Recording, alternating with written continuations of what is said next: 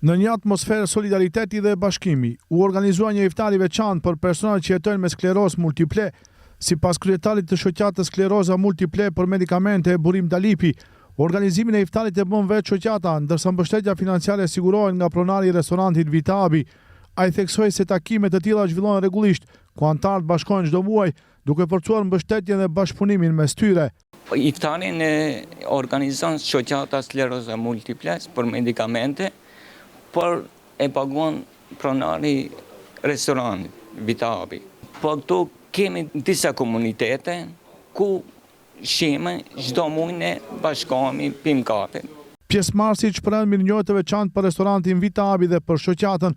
Biljan Belovinov nga shoqata When in Trouble theksoi se aktivitetet e tilla krijojnë respekt, afërsi dhe mundësi që njerëzit të festojnë së bashku pa dallime fetare apo sociale. Вистина е многу вака да ги почитуваме различностите етни со други, ние ги славиме сите празници. Vërtet është shumë bukur t'i respektojmë ndryshimet mes nesh. Nuk ka dallim në fe, nuk ka dallime në festa. Ne festojmë të gjithë së bashku. Vitabi gjithmonë është përgjigjur kërkesave tona me zemër të hapur.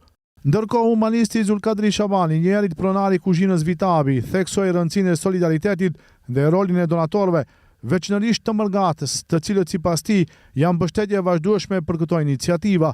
Kuzhina është për popullin. Unë falenderoj edhe juve që keni ardhur deri këtu. Selam gurveçarëve, donatorëve, juve, edhe sebe përshki shoku jem, që sot erdhën të anë për këto, edhe të dum më shumë të mbledhim. Ai bëri të ditur se çdo naç përndan rreth 50 deri më 70 iftare për persona në nevojë, duke nënvizuar se kuzhina është në shërbim të qytetarëve dhe se synimi është që numri i përfituesve të rritet edhe më shumë në të ardhmen. Organizatorët apeluan për vazhdimin e mbështetjes nga donatorët dhe komuniteti me qëllim që aktivitetet humanitare të zgjerohen dhe të përfshihen sa më shumë persona që kanë nevojë për ndihmë.